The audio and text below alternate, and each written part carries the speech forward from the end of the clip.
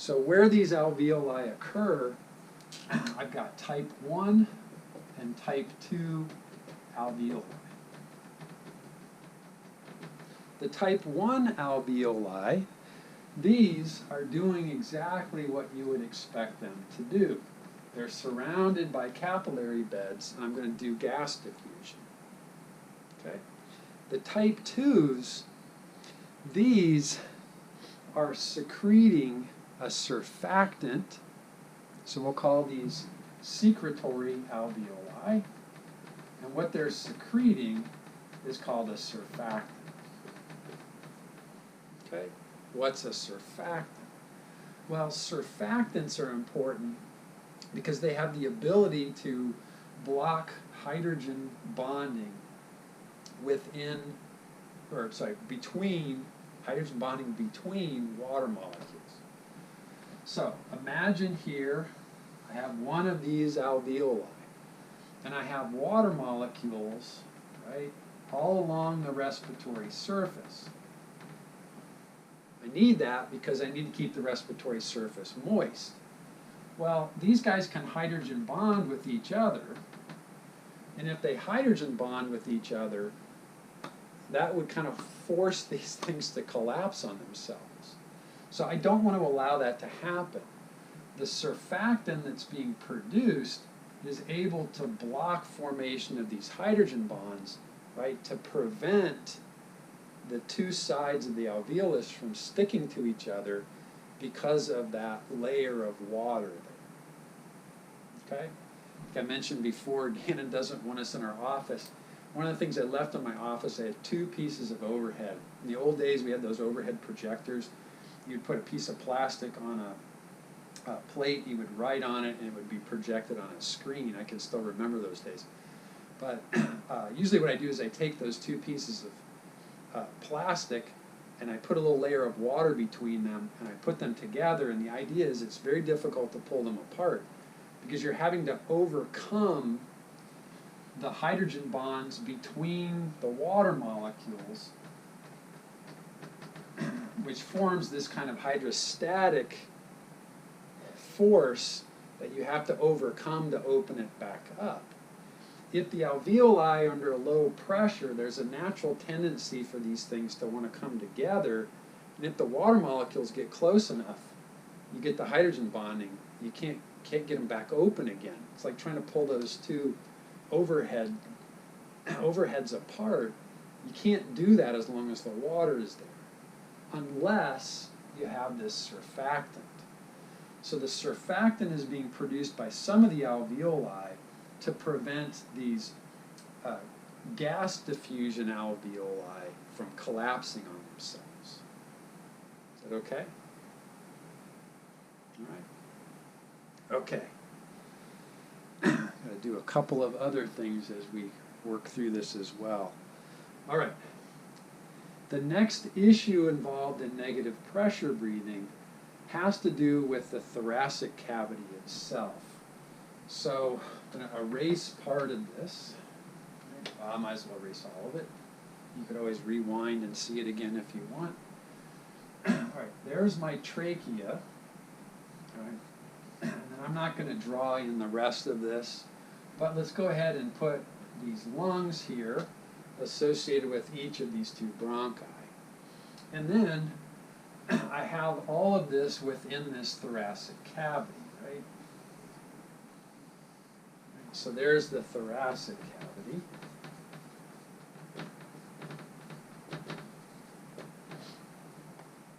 All right.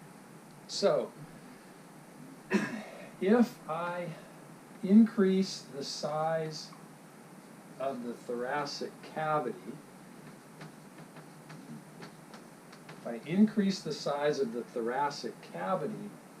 that should decrease the pressure.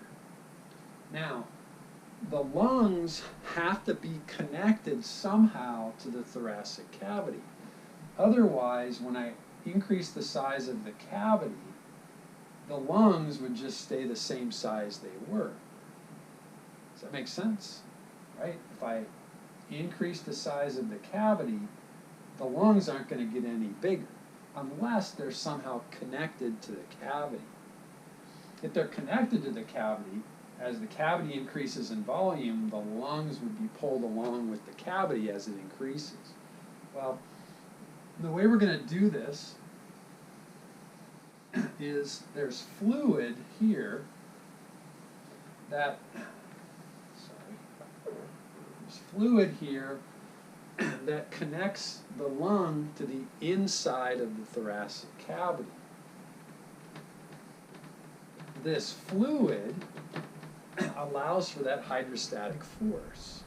So those two overheads I had again, if they're connected together by water and I pull on one of the overheads, the other one comes along with it because of the hydrostatic pressure. The bonds between the water molecules attached to the lung and attached to the inner wall of the thoracic cavity, right? They go together. So it's very important that this fluid be there and that it works. Because as the cavity increases in size, the lungs have to go along with it. And because it's a hydrostatic pressure, they stay connected together, but they can also slide back and forth relative to each other without breaking the hydrostatic forces. If I had my two plastic overheads here glued together with that water, right, they move together, but they can slide very easily with respect to each other. That same thing is happening here. As I open this up, I would expect these lungs to be sliding along the inside of the thoracic cavity. As air gets pulled in, they're going to slide down this way, and as air leaves through exhalation, they're going to slide up the other way. Okay? All right? So again, the negative pressure breathing introduces a few issues that have to be solved through cartilage around the trachea and the bronchioles and the bronchi, the surfactant with the inside the alveoli, and the hydrostatic pressure being generated from that fluid. But we could very easily break this system. All we have to do is allow an alternative pathway for air besides coming in through the mouth and down to, or the nose and down through the trachea.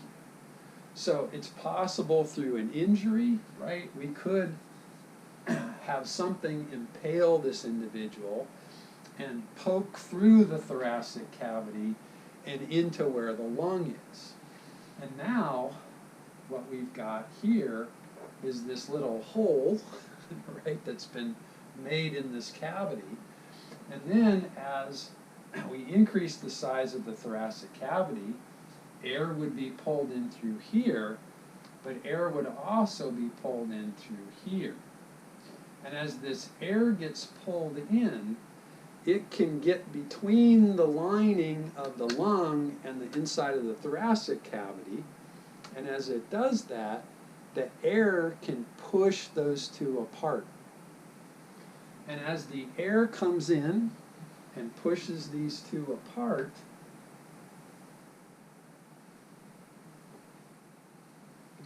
we're going to get an air bubble forming in here. This is called the pneumothorax. And then, when I open this up again, more air comes in. And that additional air means that the lung is going to get smaller and smaller and smaller as all of this air fills up the thoracic cavity. The pneumothorax leads to this, which is referred to as a collapsed lung. Is that okay? And then the question is, well, how do you eventually get the air out? Well, if this hole is big enough and the body can't close the hole off on its own, and this air that's been sucked in is a huge amount of air, then we may have to come up with some other tricks to do that, right? We could take a needle in here and we could pull out the air through the needle in hopes that the lung starts to expand again. And then we would just have to come up with, hopefully, some way that this would re-adhere to the lining of the thoracic cavity. If we could do that, then we could save ourselves some trouble.